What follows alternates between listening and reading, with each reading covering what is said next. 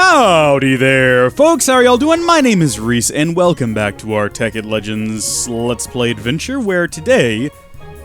Oh man, a lot has happened since the last time I have recorded an episode of this series, and this is a series that I have said before, I really enjoy recording, but if I'm gonna level with you, I haven't enjoyed doing much of anything YouTube-related recently since the ramifications of the COPPA changes first landed, and I did say changes. I realized, you know, going back and looking at my first video on this subject, I didn't really do a good job explaining exactly what's going on, and granted, I've learned a lot more since then.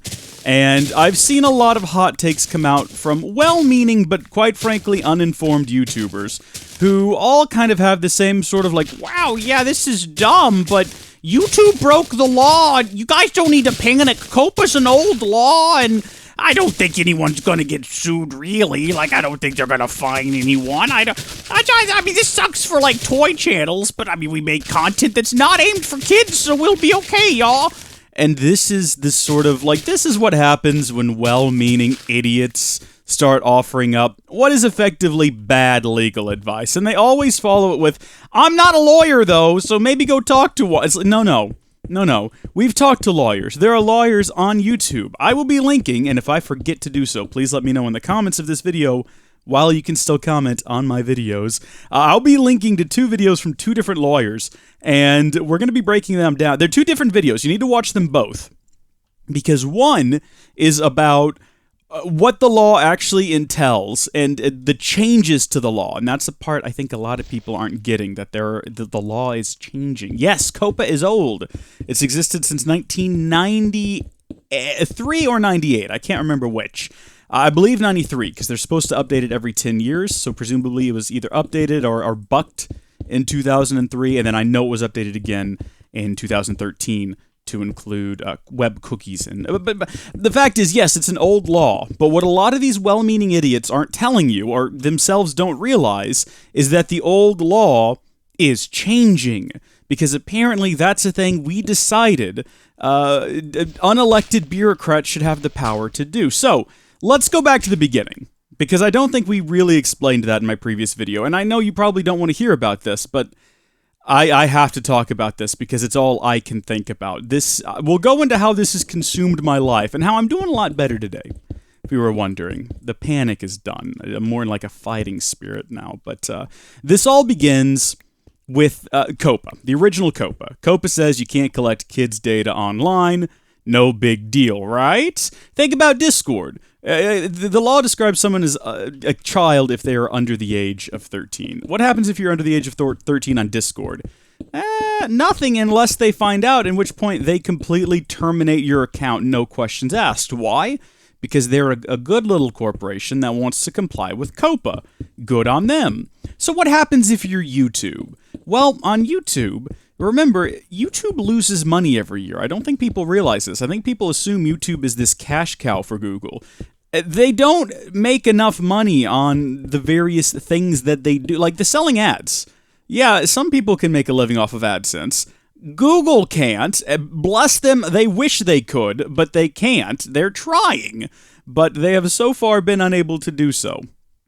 They do not make enough money on AdSense to keep the platform running, and YouTube loses Google money every year. And you have to ask yourself at that point, well, why does Google keep running it then? Why don't they just shut down YouTube? Because even though they lose money in the small scale, we'll say they don't make a profit on YouTube through AdSense, they do make a profit on the data collected from the users. Think about it. They don't just use the data they collect, like what you're watching, your age, your habits, like that, to sell ads only on YouTube. If you go to YouTube and you watch a bunch of videos about car parts, and then you go to a different website, maybe you go to a Mustang forum, right? But you've been looking up a lot of videos about Camaros. Well, for some reason, there's Camaro ads on your Mustang website. Why is that? How do they know? That's, my friends, is the magic of AdSense. AdSense is everywhere. Google's ad platform is everywhere. And if you watch a bunch of YouTube videos, Google knows, hey, this guy likes this thing, and now he's over here. We've tracked him using cookies and all these other personal identifiers. We know what he wants, right? We know that he might be on a Mustang forum right now, and, old school advertising would say, let's give him some Mustang ads, but he's been looking at videos for Camaros, so let's give him some Camaro ads. And that is how Google makes their money. They don't make money on YouTube directly. They make it through, collecting the data on YouTube's users. They cannot collect data on minors, or at least they can't knowingly collect data on minors. The law is written in such a way, to my understanding, that if you don't realize it, like, you don't have to act, but as soon as you realize someone is under the age of 13, like, I read through some of the older provisions myself, and one of the explicit examples they gave was, what if I get an email from someone under 13, but I don't know they're under 13? They're like, and then it goes on a little bit, and it's like, what if they do let me know? What if they, let me know they're 11? They're like, you can legally respond to it, but afterward, you have to delete the record of the email and their email address. And it's like, okay. So you're kind of encouraged to just, by the law, right? You're encouraged to just kind of not notice when, I'm not a lawyer, don't take my word for it. Big disclaimer, I am not a lawyer. This is not legal advice. But as the law was written, you're discouraged to just, don't ask, don't tell when it comes to these sorts of things.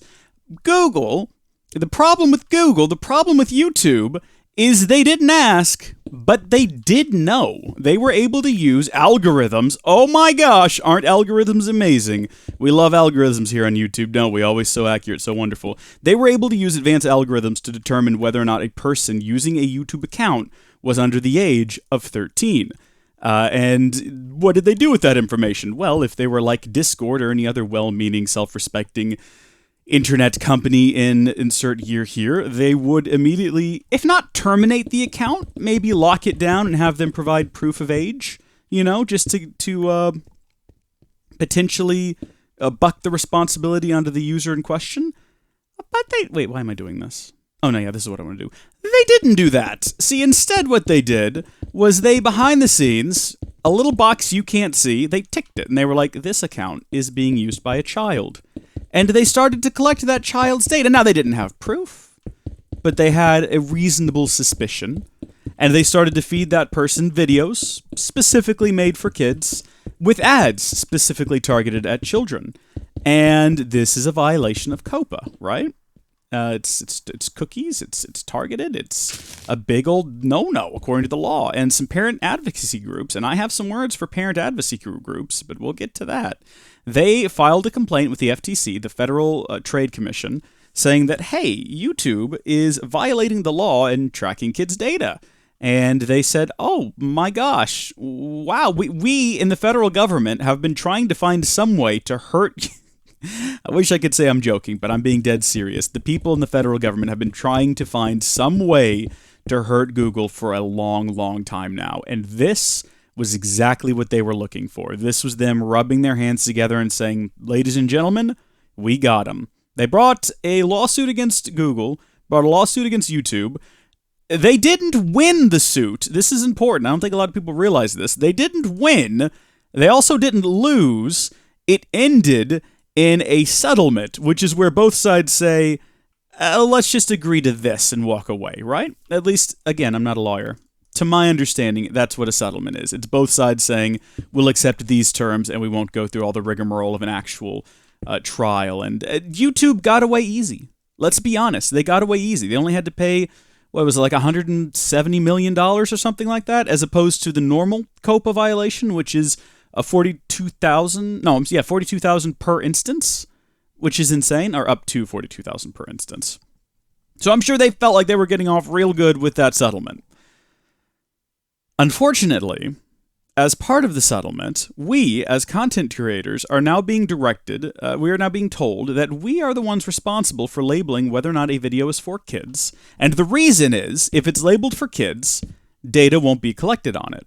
So let's break down what that means. That means that YouTube, having committed the felony, felony, I'm not sure exactly what it is, civil violation, I don't know, having broken the law, got themselves in hot water, and were then offered by the federal government, the FTC, the Federal Trade Commission, a bunch of bureaucrats, they were given the offer that, hey, how about instead you pay us a mere $170 million. And from now on, you can make the people that use your platform responsible for whether or not content is being, data is being collected.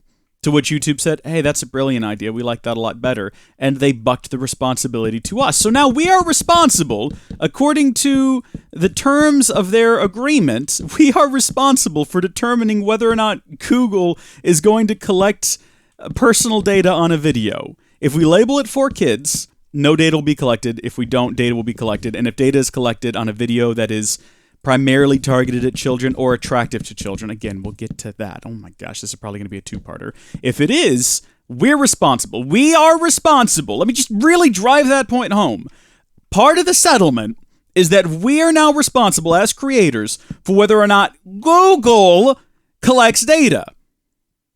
Now, if that sounds nonsensical, it's because it is. And one of the videos that I have linked down below, the second one, is from a lawyer specifically pointing out the weakness in the FTC's case against us. Don't take that as don't sigh in relief and say, oh, everything will be fine then because, they don't really have a case again. No. Let's not get ahead of ourselves with this. The fact of the matter is, this is completely asinine, and I don't think that YouTube would have agreed with it if they knew what was going to come next. You see, not only is the FTC now forcing us to decide whether or not our content is made for children, the FTC is also amending the COPPA law. So the COPPA was created by the legislature, 1993, signed into law, I suppose by President Clinton at the time. And, that all hunky-dory. But the thing is, the FTC has the ability to alter parts of the law. Now, they can only go so far. But what they have decided to do is they're going to alter the law so that the definition of what classifies as kids' content is now no longer content directed at children, but also content that is attractive to children. Meaning anything that a child might be interested in is now counting as kid-directed. And this is where so many people, so many well-meaning but utterly uninformed YouTubers have been getting this wrong on social media. The amount of people saying, guys, you're fine. If you don't make content specifically for kids, there won't be an issue. Oh, how I wish. Oh, how I wish that were in fact the case. There'd be no problems, because I don't make content directed at children. My content, I've said it many, many times. I'm sure a variety of people watch my videos. I've looked at the analytics. I know who my audience is, and I know who my audience is from the very beginning. I started making content for people my age when I was 19 years old, and that continues to be my goal. Now, I am about to be 27, I think. We had this discussion in a live stream the other day. I'm actually not entirely sure. I think I'm 26 right now.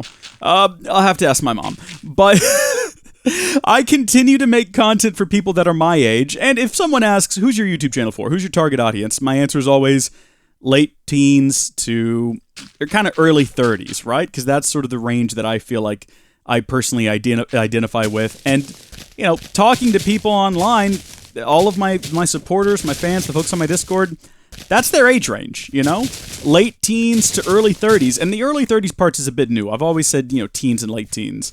But I started to learn recently that I do, well, not recently, it's a couple of years ago, I started to realize that I do have a very large audience of people in their, in their 30s, sometimes even in their 40s, who do watch my content. And, I interact with them. So, that's my target demographic. And according to these well-meaning but utterly uninformed YouTubers, I should be fine. However, like I said, COPPA is being amended. And it's not just about whether or not you make content explicitly for children, it's about whether or not your videos are kid attractive. And according to the changes to COPPA, that can mean literally almost anything, basically whatever they want it to mean. There's new, part of the regulation is there's certain foods, right, that could be kid appealing. I think specifically mentioned is cookies and cereal, those foods that adults never eat. So if you're doing a challenge where you're eating the Oreos or the cereals, we've seen the YouTubers do this. Hey, apparently that's content that is kid attractive and must be labeled as for kids, or they will come after you, which is another thing that I've heard content creators say. It's like, it's unlikely they'll come after you. They literally said in a conference, okay, a press conference, a representative For the FTC said they would begin on January 1st culling through all of the content creators on YouTube, finding people who are not in compliance according to their terms. The time's up, but I'm going to go on a little bit longer. According to their terms, not YouTube's. People are getting mad at YouTube. You be mad at YouTube for violating the law, but understand, according to the FTC's terms, they are finding people who are violating these laws, violating their rules, and they are going to prosecute them. They are going to attempt to sue them. They're going to fine them upwards of $42,000. That is what they said, and they actually described the process as like shooting fish in a barrel.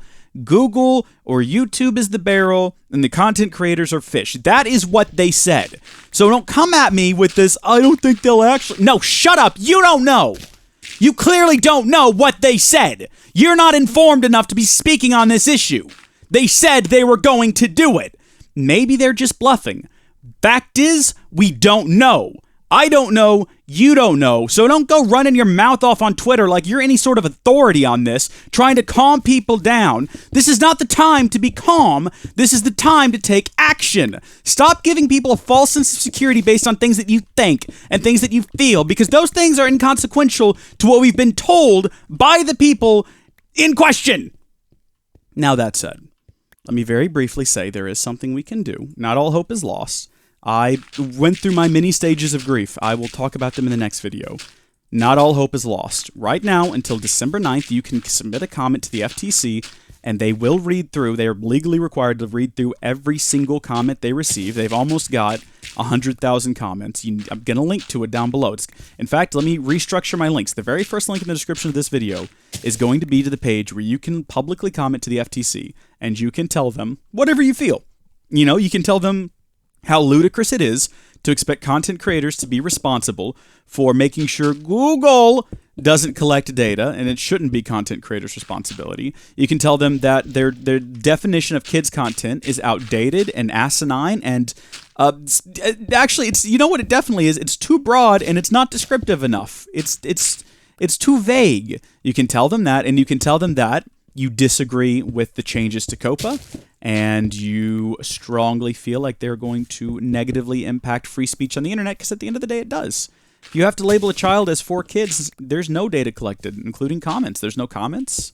No targeted ads. I don't even care. When I originally heard about this, I thought it was specifically channels with monetization, and my plan was to just disable monetization. But comes to find out, no, it's all channels. All channels. You will lose comments on your videos if they are marked for kids, and if you don't mark them for kids, and a boomer working for the FTC sees your video game video and determines, well, it's video games, they're for kids, you are absolutely shreked. Also, I hate what I've done here with these stairs. We're getting rid of them. We're going to redo them. So the video's down below. Link 1 will take you to leave a comment with the FTC. Link 2, as of right now, there's a petition that's reached almost 500,000 signs, like 500,000 people have signed it. You need to go sign it as well. That's going to be link 2. Link 3 is to a video where a lawyer breaks down everything that I just told you, but it's better than listening to me rant and rave, and it's better than listening to uninformed idiots on YouTube or on Twitter. It's specifically on Twitter. I keep finding them on Twitter, these uninformed morons who are talking about how they feel and how they think and not about the actual letter of the law. The third link in the description is a link to a lawyer telling you exactly how the law works. And the third link is a link to a lawyer who is basically pointing out that if this is taken to court, he doesn't think, in his opinion, any judge is going to side with the FTC. Now, the important thing to note about that is that if it goes to court, so riddle me this, do you have the kind of resources necessary to fight the FTC in court? I don't.